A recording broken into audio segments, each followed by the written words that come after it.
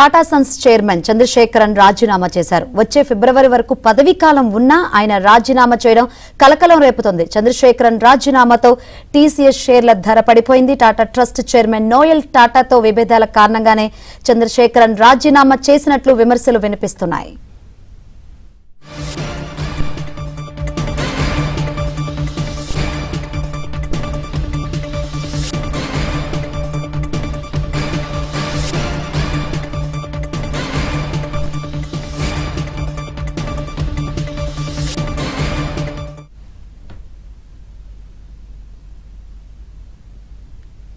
Tata Sons chairman Chandrasekaran రాజీనామా చేశారు.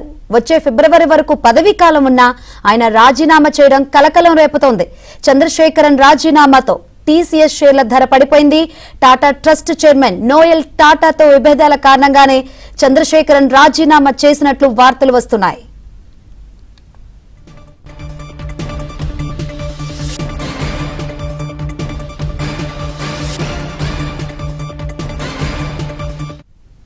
Tata Sons chairman Chandrasekaran రాజీనామా చేశారు. రాజీనామా రీజన్స్ తెలుసుకుందాం. మరిన్ని వివరాలు మా ఢిల్లీ బ్యూరో చీఫ్ కృష్ణడి తెలుసుకుందాం.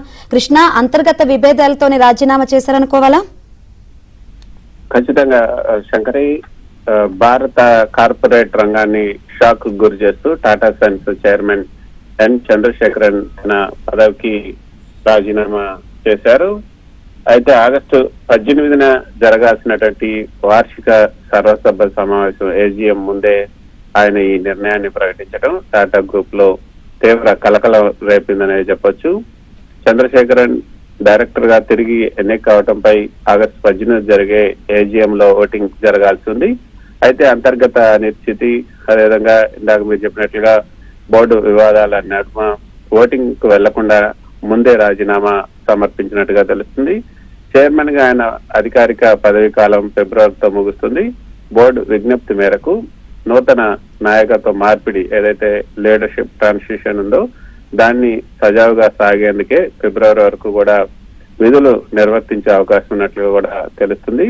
అయితే ఈ వార్త ఒకసారిగా బయటకు రావడంతో టీసీఎస్, అదేవిధంగా Tata consumer, Titan, Tata chemicals వీటితో పాటు పలు టాటా గ్రూప్ షేర్లు స్టాక్ మార్కెట్ లో కొంత ఒత్తిడికి అయితే గురయ్యాయని చెప్పొచ్చు. టాటా సన్స్ లో దాదాపు 66% వాటా కలిగినటువంటి ఈ టాటా ట్రస్ట్, అదేవిధంగా చంద్రశేఖర్ మధ్య కొన్ని కీలక వ్యాపార నిర్ణయాలపైన విభేదాలు వచ్చినట్లుగా కూడా తెలుస్తుంది.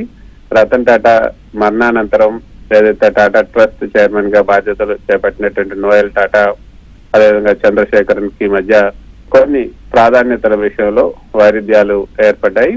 కొత్తగా ప్రారంభించినటువంటి వ్యాపారాలు ఏవైతే ఉన్నాయో ఎయిర్ ఇండియా కానీ, semiconductors, Tata Neu, battery ventures, వీటన్నిటిపైన అందులో చేస్తున్నటువంటి క్యాపిటల్ అలొకేషన్ పైన కూడా ట్రస్ట్ అసంతృప్తిగా ఉన్నట్లుగా సమాచారం.